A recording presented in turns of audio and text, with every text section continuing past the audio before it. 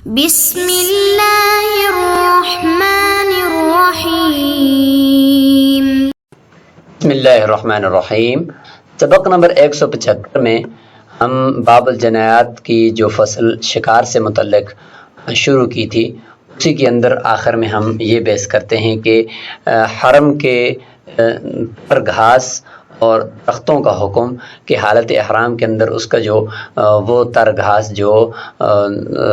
خود بخود اگا ہوا ہے اور کسی کی ملکیت میں نہیں ہے، اور اسی طریقے سے اس کی جھاڑیاں وغیرہ، تو حرم کی وجہ سے ان کا بھی تقدس ہے اور ان کی بھی حرمت ہے، لہٰذا اس کو بھی حالت احرام کے اندر کاٹنا جائز نہیں ہے۔ اگر کوئی کاٹے گا تو اس کی جزا بھی اس کے اوپر آئے گی۔ اب اگر دیکھا جائے تو حرم کی جو گھاس اور درخت وغیرہ اور جھاڑیاں وغیرہ ہیں، جو بھی وہاں کی نباتات ہے، اس کی بھی 3 قسمیں ہوں گی۔ پہلی قسم تو وہ تر گھاس یا درخت یعنی نیلے درخت جس کو ہم کہتے ہیں، جو کسی کی ملکیت میں ہیں اور جس کو لوگ اگاتے بھی ہیں، تو ایک تو یہ قسم ہے۔ اس کے کاٹنے سے کچھ بھی لازم نہیں ہے کیونکہ وہ لوگوں کی ملکیت ہے، حرم کی حرمت کے ساتھ اس کا کوئی خاص تعلق نہیں ہے کہ کیونکہ لوگوں کی ملکیت میں ہے۔ دوسری قسم میں خشک گھاس ہے یا خشک درخت ہے، اس کو کاٹنے سے بھی کچھ لازم نہیں ہے کیونکہ یہ بھی ایک مملوک ہے اور لوگ اس کو استعمال کرتے ہیں۔ اور نمبر 3 تر گھاس یا درخت یعنی نیلے درخت جسے ہم کہتے ہیں، لیکن وہ کسی کی ملکیت میں نہیں ہے اور لوگ اسے اگاتے بھی نہیں ہیں، تو یہ وہ تیسری قسم ہے کہ جس کے کاٹنے سے پھر محرم کے اوپر اس کی قیمت لازم ہوتی ہے، حرم کی تقدس کی وجہ سے اس کو نہیں کاٹنا۔ انقطع حشیش الحرم، اگر کسی نے محرم نے حالت حرام میں حرم کے گھاس کو کاٹ لیا، یہاں پہ حشیش تو ویسے خشک گھاس کو کہتے ہیں، لیکن یہاں پر مراد اس وقت اس سے تر گھاس ہے کیونکہ اس کے اوپر حالت حرام میں کاٹنے سے ممانعت ہے اور اس کی قیمت لازم ہوتی ہے، تو لہٰذا یہاں پہ تر گھاس بھی مراد ہوگی۔ آگے جب اس کو حشیش کا ذکر آئے گا تو وہاں پہ خشک گھاس مراد ہوگی۔ تو شجرتن یا ایسے درخت کو کاٹ لیا لیست بمملوکتن جو کسی کی ملکیت میں نہیں ہے، پھر وہ براہ راست حرم کی طرف منسوب ہو گیا۔ تو جو چیز براہ راست حرم کی طرف منسوب ہو، بیچ میں کسی کی ملکیت کی نسبت نہ ہو، تو اور لوگ بھی اس کو عام طور پر اگاتے نہ ہوں کیونکہ اگائیں گے تو پھر ان کی طرف نسبت ہو جائے گی، تو پھر اس کی وہ حرمت نہیں رہے گی۔ تو ایسی کسی نباتات کو یا کسی درخت یا گھاس کو کاٹنے سے زمان لازم آئے گا، قیمت لازم آئے گی۔ وہ مما لا ينبت الناس، اور وہ درخت یا وہ گھاس ایسی ہو کہ جس کو لوگ عام طور پر اگاتے بھی نہ ہو یا لوگوں نے اس کو اگایا بھی نہ ہو، فعلیہ قیمتہ، تو اس کی قیمت لازم ہوگی محرم پر، الا فیما جف منہ، الا یہ کہ اس میں سے جو گھاس خشک ہو گئی ہے تو وہ تو ویسی بھی ضائع ہو گئی ہے، کو پھر الگ کرنے میں کوئی حرج نہیں ہے۔ لأن حرمتہما، یعنی اس تر گھاس کی اور حرم کے درختوں کی حرمت حرم کی وجہ سے ثابت ہے۔ آپ صلی اللہ علیہ وسلم نے فرمایا لا یختلی خلاہا ولا یعضد شوکہا، کہ اس کی تر جو گھاس ہے اس کو نہیں کاٹا جائے گا اور اس کے کانٹوں اور جھاڑیوں وغیرہ کو بھی نہیں کاٹا جائے گا۔ مسلم شریف کے اندر یہ روایت ہے، اور رسول اللہ صلی اللہ علیہ وسلم نے فتح کے مکہ کے موقع پر یہ فرمایا تھا لا یعضد شوکہ ولا ینفر صیدہ ولا یلتقط صیدہ ولا یلتقط لقطتہ الا من عرفہا ولا یختلی خلاہا ولا یکون للصوم فی ہذہ القیمۃ مدخل، فرماتے ہیں کہ اس گھاس کے بدلے میں روزہ رکھنے کا کوئی بھی اس میں مدخل نہیں ہے، اس کی قیمت کی بقدر روزہ رکھنے کا اس میں کوئی بھی دخل نہیں ہے، کیونکہ ان حرمت تناولھا بسبب الحرم، کہ اس گھاس کو کاٹنے کی یا درخت کو کاٹنے کی جو حرمت ہے یہ حرم کے وجہ سے ہے، کہ اس محل کی وجہ سے ہے۔ تو کام محل کی وجہ سے لازم ہوتا ہے نا، تو اس کے اندر روزہ کافی نہیں ہوتا، اس کا ہم نے پیچھے تفصیل سے ذکر کر دیا ہے۔ لا بسبب الاحرام، احرام کی وجہ سے تو نہیں ہے نا، حرم کی وجہ سے، احرام کی وجہ سے اگر کوئی فعل ناجائز ہو جائے تو اس کی وجہ سے آپ روزہ بھی رکھ سکتے ہیں جزا کے طور پر، لیکن یہاں نہیں۔ فکان من زمان المحال، حال لفظ ہے، علامہ بینا، حل یعنی جگہ کو کہتے ہیں. یہ وہ محل کے زمان کی طرح ہے جیسے کہ ہم نے ماقبل میں بیان بھی کر دیا. تصدق بقیمتہ علی الفقراء، یہ جو گھاس کی قیمت ہوگی یہ کس کو دینی ہے؟ بات ہے کہ یہ فقیروں کے اوپر تقسیم کرنی ہے. وَإِذَا أَدَّاهَا، ایک دفعہ قیمت ادا کر دے گا اس گھاس کی جو اس نے کاٹا ہے یا اس درخت کی جو اس نے کاٹا ہے، مَلَكَهُ، اس کا مالک بن جائے گا. کما فی حقوق العباد، جیسے کہ حقوق العباد بندوں کے حقوق میں بھی آپ کسی کو اگر اس کا تاوان دیتے ہیں تو آپ اس کے مالک بن جاتے ہیں. وَيُكْرَهُ بَيْعُهُ بَعْدَ الْقَطْعِ، جب ایک دفعہ گھاس کاٹ دی، درخت کاٹ دیا، تو اس کا بیچنا اس کے لیے مکروہ ہے اگرچہ اس نے اس کی قیمت بھی ادا کر دی ہو. لِأَنَّهُ مَلَكَهُ بِسَبَبٍ مَحْظُورٍ شَرْعًا، کیونکہ یہ اس کا مالک تو بنا ہے لیکن ایک ممنوع سبب سے بنا ہے. شرعًا جو سبب ممنوع تھا کہ حالت حرام میں کاٹنا ہی جائز نہیں تھا تو اس نے کاٹا ہے، ممنوع کام کیا اور اس سبب سے یہ مالک بنا ہے اور اس کے اوپر باقاعدہ تاوان آیا اور اس تاوان دینے کے بعد مالک بنا، تو ایک ممنوع سبب سے یہ مالک بنا ہے. فلو اطلق له بیعه، اگر اس کو اس کی اجازت دے دی جائے کہ بھئی اس کو آپ بیچ سکتے ہیں، بس حرم کا درخت کاٹو گناہ ہو گیا، اس کی طرف سے قیمت دے دو، قیمت دینے کے بعد آپ مالک بن گئے، آپ بیچتے جاؤ، تو لتطرق الناس الى مثله، تو لوگ جو ہے وہ اس کے اندر راستہ نکالنے لگ جائیں گے اس طرح کے کاموں میں کہ بس صرف قیمت دینی ہے، اس کے بعد مالک بن جانا ہے اور آگے بیچتے جاؤ. یہ پھر لوگ کرنے لگ جائیں گے کہ ایسا کرنا جائز نہیں ہے. ہاں الا انه يجوز البيع مال کرا، لیکن گھاس کی اور اس درخت کی راحت کے ساتھ خرید و فروخت جائز ہے. بخلاف الصید، بخلاف شکار کے، جس کا فرق ابھی اسی سبق کے آخر میں ہم بیان کرنے والے ہیں کہ وہ جو شکار ہے اس کے اندر تو باقاعدہ اس کے ساتھ چھیڑ چھاڑ کرنے سے منع کیا گیا ہے. لہٰذا اگر آپ اس کو بیچیں گے تو گویا کہ اس شکار کے ساتھ چھیڑ چھاڑ آپ کر رہے ہیں، ٹھیک ہے. اور اگر آپ اس کو ذبح کر کے بیچیں گے تو وہ تو ذبح کرنا ہی محرم کا گویا کہ حرام ہے اور وہ مردار ہو جائے گا تو مردار کی بھی جائز نہیں ہے. اس لیے اس میں اور اس میں فرق ہے. والذی ینبت الناس عادۃ، اور حرم کے اندر جو عادتاً لوگ جس چیز کو اگاتے ہیں اناج وغیرہ کو، تو اس کے بارے میں فرماتے ہیں یا اس گھاس کو، ان درختوں کو جن کو لوگ اگاتے ہیں، عرفناہ غیر مستحق للامن بالاجماع، تو بالاجماع امت کے اندر ہم نے اس کو اسی طریقے سے دیکھا ہے تمام روایات میں بھی اور فقہا کے نزدیک بھی کہ وہ امن کی مستحق نہیں ہے. وہ کھیتی، وہ درخت، وہ امن نہیں ہیں حرم کی وجہ سے، کیونکہ وہ ان کی نسبت حرم کی طرف نہیں ہے، وہ جن لوگوں نے ان کو اگایا ان کی طرف اس کی نسبت ہے. لہٰذا لوگ بھی اس کو کاٹ سکتے ہیں، کوئی اور دوسرا بھی اس کو کاٹ سکتا ہے. وَلِأَنَّ الْمُحَرَّمَ الْمَنْسُوبُ إِلَى الْحَرَمِ، حرام کیا ہے حرم کے لیے؟ وہ چیز حرام ہے یعنی جو حرم کی طرف منسوب ہو. حرم کی طرف منسوب جو گھاس ہوگا، جو کسی کی ملکیت میں نہیں ہوگا، کسی نے اگایا نہیں ہوگا، تو وہ جھاڑی، وہ گھاس، تو اس کی حرمت اصل یہاں پر مراد ہے. والنسبۃ الیہ علی الکمال عند عدم النسبۃ الی غیرہ بالانبات، فرماتے ہیں کہ حرم کی طرف نسبت کامل طور پر یہ اسی وقت ہو سکتی ہے کہ جب حرم کے علاوہ کسی انسان کی طرف اس کی نسبت اگانے کی نہ ہو، کسی نے اس کو اگایا نہ ہو، بھی جا کر ایسا ہو سکتا ہے. وما لا ينبت عادتاً، اور جو چیز عام طور پر اگائی نہیں جاتی، یمبتو عام طور پر اگائی نہیں جاتی، وہ خود بخود پیدا ہوتی ہے. اب اگر ایسی کوئی چیز ہے، ایک تو وہ چیز ہے کہ جس کو لوگ اگاتے بھی ہیں تو وہ تو لوگوں کی طرف منسوب ہو جائے گی، اور ایک وہ چیز ہے کہ جس کو لوگ اگاتے عام طور پر نہیں ہے، خود بخود خود رو ہے، لیکن ایک ایسی صورت آئے گی کہ اس کو کسی انسان نے اگایا ہوا ہے، انبتہ انسان، کسی انسان نے اس کو اگایا ہوا ہے حرم کے اندر، تو التحاق بما ينبت عادتاً، یہ بھی اسی چیزوں کے ساتھ لاحق ہو جائے گی جس کو عام طور پر لوگ اگاتے ہیں اور اس کے کاٹنے سے قیمت لازم نہیں ہوتی. تو اس چیز کو بھی جو خود رو تھی لیکن کسی نے اگائی ہوئی ہے، تو لہٰذا اس کے کاٹنے سے بھی، چونکہ درمیان میں اس انسان کی نسبت آ گئی ہے، لہٰذا اس کے کاٹنے سے بھی کچھ بھی لازم نہیں آئے گا. وَلَوْ نَبَتَ بِنَفْسِهِ فِي مِلْكِ رَجُلٍ، اگر ایسی چیز ہے وہ خود بخود اگ گئی ہے لیکن ہے وہ کسی آدمی کی ملکیت میں، یہ تو خود بخود ہے لیکن ہے وہ کسی آدمی کی ملکیت میں ہے، تو اب خود بخود ہونے کی وجہ سے تو وہ حرم کی طرف منسوب ہو گئی ہے، اگر کاٹے گا تو اس کی قیمت الگ سے آئے گی. اور ایک انسان کی طرف بھی اس کی ملکیت ہو گئی ہے، اگایا نہیں اس نے لیکن ویسے اس کی ملکیت میں ہے، تو لہٰذا اس کی وجہ سے اس انسان کو بھی اس نے گویا کہ اس کا بدلہ دینا پڑے گا. تو لہٰذا دو چیزیں اس کے اوپر لازم ہو جائیں گی. فعلاقات ہے، لہٰذا اس طرح کی نباتات کے اوپر یا گھاس کے اوپر کاٹنے والے کے اوپر وہ قیمتیں لازم ہیں. قیمت لحرمت الحرم، ایک حرم کے حرمت کی قیمت ہے جو فقراء کو دینی ہے، حقا لشرع، شرع کے شریعت کے حق کی وجہ سے. وقیمت اخرى زماناً لمالکہ، دوسری قیمت لازم ہوگی اس کے مالک کو ضمان دینے کے لیے، سید المملوک فی الحرم، جیسے کہ کسی کا شکار ہے حرم کے اندر، اس کی ملکیت میں ہے، اس کو آپ ماریں گے تو حرم کے تقدس کو پامال کرنے کی وجہ سے الگ سے جزا آئے گی، اور مالک کو بھی آپ نے اس کی قیمت دینی پڑے گی۔ وما جف من شجر الحرم لا زمان فیہ، اور حرم کے درختوں میں سے کوئی درخت یا کوئی گھاس خشک ہو گئی ہے تو وہ تو ویسی بھی خشک ہے، اس کو تو ویسی بھی حرم سے الگ کرنا ہی حرم کی زینت ہے، تو لہٰذا اس میں کوئی زمان نہیں ہے۔ لأنه ليس بنام، کیونکہ وہ نامی نہیں ہے، حرم کی طرف منسوب ہو، اس میں کسی کا واسطہ نہ ہو، اور وہ جو گھاس ہے یا وہ نباتات ہے وہ نامی بھی ہو یعنی بڑھنے والی بھی ہو، تو تب اس کے کاٹنے کے اندر جزا لازم آتی ہے۔ ولا یرا حشیش الحرم، پاتے ہیں کہ حرم کا جو گھاس ہے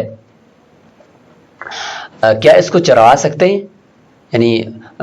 چرانا اگر جانوروں کے ذریعے سے کاٹنا اگر جائز نہیں ہے تو پھر چرا لیں کہ جانور اس کو چر لیں اپنی زبانوں سے اور اپنے منہ سے کاٹ لیں، تو اس کی اجازت ہونی چاہیے۔ فرماتے ہیں اس کی اجازت بھی نہیں ہے۔ لا یقطع، اور نہ ہی اس کو کاٹا جائے گا، الا الاذخر، اذخر گھاس جو ہے وہ حضور صلی اللہ علیہ وسلم نے اس کو اجازت دی ہے اور اس کو حدیث میں استثناء کیا ہے۔ امام ابو یوسف فرماتے ہیں کہ لا باس بالرعی، چرانے میں کوئی حرج نہیں ہے، لأن فیہ ضرورۃ، کیونکہ اس میں تو ضرورت ہے، فإن منع الدواب عنه متعذر، کیونکہ جانوروں کو روکنا وہ مشکل کام ہے، تو جانور اس کو چر جائیں گے۔ ولنا ما روینا، ایک تو ہم نے یہ روایت کی ہے کہ لا یقتل خلاها، اس کے گھاس کو نہ کاٹا جائے یعنی حرم کے گھاس کو، ایک تو یہ روایت ہے۔ اور دوسرا یہ کہ والقطع بالمشافر کالقطع بالمناجل، ہونٹوں سے کاٹنا اور منہ سے کاٹنا، یہ مشفر کی جمع مشفر یعنی اونٹ کے جو ہونٹ ہیں اس کو بھی کہا جاتا ہے، ہونٹوں سے کاٹنا ایسا ہی ہے جیسے کہ درانتی وغیرہ سے کاٹنا۔ وحمل الخشیش من الحل ممکن فلا ضرورت، یہ بھی امام وہ یوسف رحمہ اللہ کو جواب ہے کہ جس طریقے سے یہ جواب تھا وہ فرماتے تھے کہ چروانے میں یعنی ہونٹوں سے کاٹنے میں کوئی حرج نہیں ہے، تو فرمایا نہیں، وہ بھی کاٹنا ایسے ہی ہے کہ جیسے کہ درانتی سے کاٹنا، اصل تو حرمت ہے نا جی حرم کی چیزوں کی۔ اور گھاس کو خشک گھاس کو لانا حل سے یعنی حرم کے باہر سے لے کر آنا ممکن تھا، تو لہٰذا امام ابو یوسف کو جواب دیا کہ آپ کہتے ہیں کہ ضرورت ہے یہاں پر کہ بھئی جانوروں کو یا مویشیوں کو چرانا کیونکہ ان کو روکنا مشکل ہے، فرماتے کوئی مشکل نہیں ہے، ان کے لیے گھاس باہر سے ساتھ لے کر آ سکتا ہے۔ خلاف الاسخر، بخلاف اسخر گھاس کے اس کو تو رسول اللہ صلی اللہ علیہ وسلم نے خود مستثنیٰ فرمایا ہے، فیجوز قطعہ ورایہ، لہٰذا اس ازخر گھاس کا کاٹنا بھی جائز ہے، اس کا چروانا بھی جائز ہے۔ وہ بخلاف الکمع، بخلاف سانپ کی چھتری، ایک ایسا پودا ہوتا ہے اور ایسی سبزی ہوتی ہے کہ جو چھجے نما ہوتی ہے اور سانپ کی چھتری کی طرح ہوتی ہے، اس کو کھمبی بھی کہتے ہیں، تو اس کھمبی کو وہ عام طور پر لکڑی کے اوپر بھی پیدا ہوتی ہے، زمین کی نباتات میں سے عام طور پر نہیں ہے، لأنها ليست من جملة النبات، یہ نباتات میں سے نہیں ہے، وہ لکڑی پر بھی وہ چھتری نما چیز پیدا ہو جاتی ہے، تو فرماتے ہیں کہ یہ کاٹنے میں کوئی حرج نہیں ہے۔ وَكُلُّ شَيْءٍ فَعَلَهُ الْقَارِنُ مِمَّا ذَكَرْنَا أَنَّ فِيهِ عَلَى الْمُفْرِدِ دَمًا فَعَلَيْهِ دَمَانِ۔ یہاں آخر میں کچھ معروضی مسائل ہیں، فرماتے ہیں کہ حج قران کرنے والا جس نے حج اور عمرہ دونوں ملا کر کرنے ہوتے ہیں اور ایک ہی احرام میقات سے حج اور عمرے کا باندھنا ہوتا ہے، تو فرماتے ہیں کہ اگر وہ ان میں سے کوئی کام کر دے، یعنی جس کا ہم نے ذکر کیا یعنی ممنوعات حرام میں سے یا ممنوعات حرم میں سے کوئی کام کر لے جس میں حج افراد کرنے والے کے اوپر ہم نے کہا کہ ایک دم لازم آئے گا، تو فرماتے ہیں کہ اس کے اوپر 2 دم لازم آئیں گے، ایک تو اس کے حج کا دم ہے اور ایک اس کے عمرے کا دم ہے۔ امام شافعی رحمہ اللہ فرماتے ہیں ایک ہی دم لازم آئے گا، بناء علی انہ محرم بحرام واحد عنده۔ امام شافعی رحمہ اللہ کے نزدیک جو حج قران کرنے والا ہوتا ہے اس نے طواف بھی ایک ہی کرنا ہے، سعی بھی ایک ہی کرنی ہے، احرام بھی ایک ہی باندھنا ہے، ان کے ہاں حج اور عمرے کے افعال میں تداخل ہو جاتا ہے، جیسے ہم نے قرآن میں اس کی تفصیل بیان کی ہے، تو فرماتے ہیں کہ جب ایک ہی سب کچھ ہے تو لہٰذا ایک ہی احرام ہے، سب کچھ ایک ہے، لہٰذا اس کی وجہ سے دم بھی ایک ہوگا۔ عندنا بحرام، یعنی ہمارے نزدیک تو وہ 2 ہی احرام ہوتے ہیں، یعنی حج اور عمرے دونوں کا احرام ہوتا ہے، اگرچہ وہاں سے میقات سے آتے ہوئے اس کے اوپر لازم ایک ہی احرام باندھنا ہوتا ہے اور اس کے اندر پھر وہ نیتیں 2 کرتا ہے، تو گویا کہ وہ 2 ہی احرام ہو جاتے ہیں۔ وقد مر من قبل میں اس کی تفسیر گزر چکی، احناف کے نزدیک 2 ہی طواف ہوتے ہیں، 2 سعی ہوتی ہیں، اس کے لیے تداخل نہیں ہوتا ان میں، البتہ احرام جو ہے وہ بنتا ایک ہی ہے اور آگے جا کر ان کی نیت گویا کہ 2 احراموں کی ہوتی ہے۔ قال قدری فرماتے کہ الا ان يتجاوز الميقات غیر محرم بالعمرة او الحج، یہ اس سے ہے مستثنا کہ اس کے اوپر 2 دم لازم آئیں گے قارن کے اوپر. لیکن ہاں اگر وہ میقات سے آگے اندر بڑھ گیا ہے اور میقات سے تجاوز کر چکا ہے احرام کے بغیر، عمرے کا یا حج کا احرام اس نے کچھ بھی نہیں باندھا، حلال یا اور احرام باندھے بغیر اندر چلا گیا ہے، کوئی ایک احرام بھی نہیں باندھا، تو اس صورت میں چونکہ وہ حج قران کرنے والا ہوا ہی نہیں ہے کیونکہ میقات سے تو اس نے ایک احرام بھی نہیں باندھا، تو اس صورت میں اس کے اوپر پھر ہر جنایت کے اندر جو جنایات ہم نے ذکر کی ہیں ان صورتوں میں بھی اس کے اوپر بھی ایک ہی دم لازم آئے گا، 2 دم لازم نہیں آئیں گے. سوائے امام ظفر رحمہ اللہ کہ وہ فرماتے ہیں کہ چونکہ اس نے دونوں احراموں کو، حج اور عمرے کے احرام کو میقات سے مؤخر کر دیا ہے، تو مؤخر کرنے کی وجہ سے اس کے اوپر آلریڈی دم لازم آتا ہے، تو لہٰذا ہر جنایت کی وجہ سے بھی اس کے اوپر 2 دم ہی آئیں گے. لما سے احناف کی دلیل ہے کہ ان المستحق علیہ عند المیقات احرام واحد، کہ میقات سے گزرتے وقت اس کے اوپر ایک احرام کا تو باندھنا ہر حال میں لازم تھا، جس کے اندر وہ حج اور عمرے کی نیت کرتا ایک احرام کا باندھنا لازم تھا. وبی تاریخ واجب واحد، اور ایک واجب کو مؤخر کرنے کی وجہ سے لا یجب الا جزاء واحد، صرف ایک ہی جزا لازم ہوتی ہے، اس صورت کے اندر اس کے اوپر ایک ہی جزا لازم ہوگی. تو اس بحث کا خلاصہ یہ ہوا کہ حج قران کرنے والا جو بھی جنایت کرے گا اس کے اوپر ہر جنایت کے بدلے میں 2 دم لازم ہوتے ہیں، لیکن ایک جنایت ایسی ہے کہ اس کی وجہ سے اس کے اوپر بھی ایک ہی دم لازم آئے گا. وہ کیا ہے؟ وہ یہ جنایت ہے کہ وہ حالت احرام کے بغیر میقات سے آگے بڑھ گیا،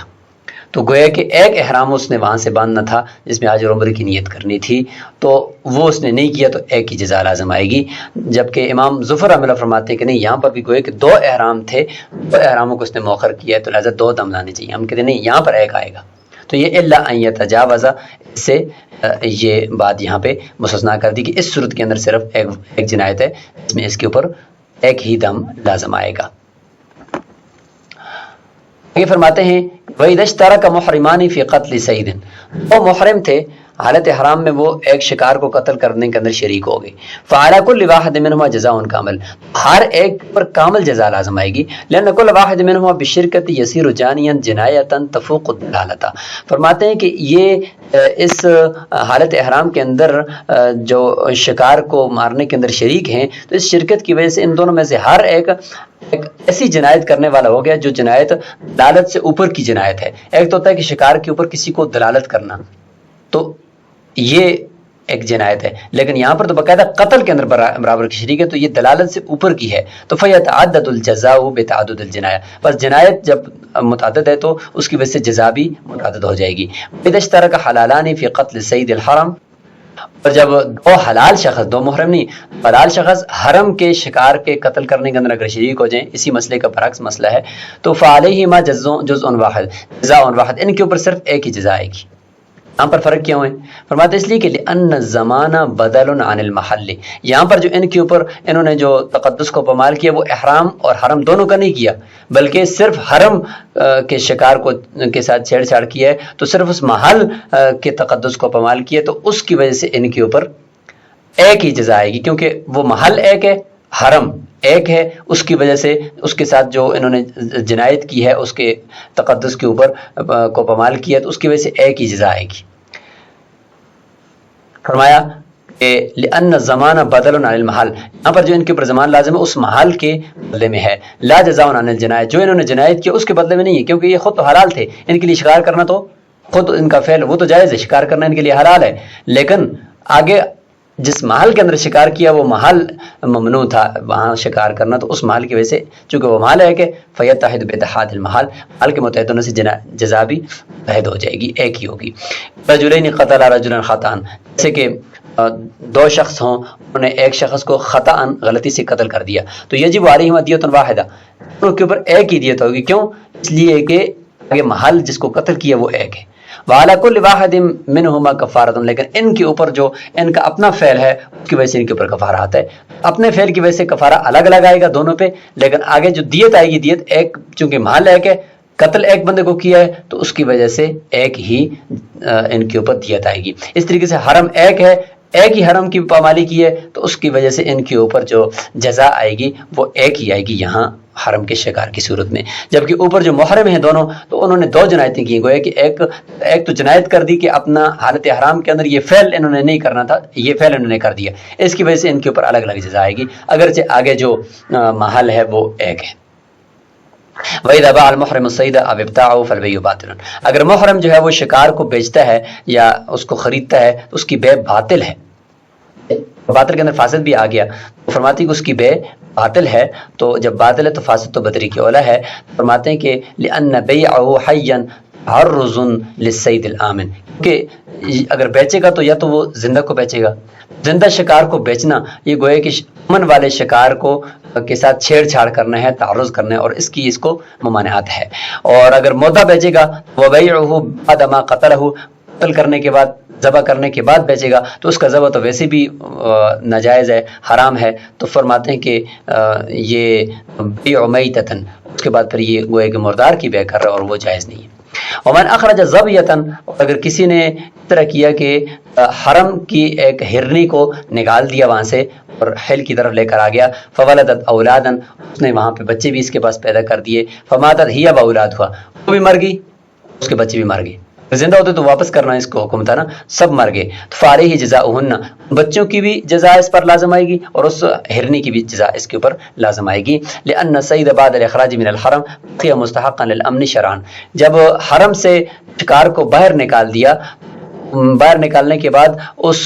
وہ شکار مستحق ہو چکا ہے امن کا، شرعاً وہ امن کا مستحق ہے کہ اس کو امن دیا جائے. اب اگر اس کے پاس ہلاک ہوتا ہے تو گویا کہ اس نے امن نہیں دیا.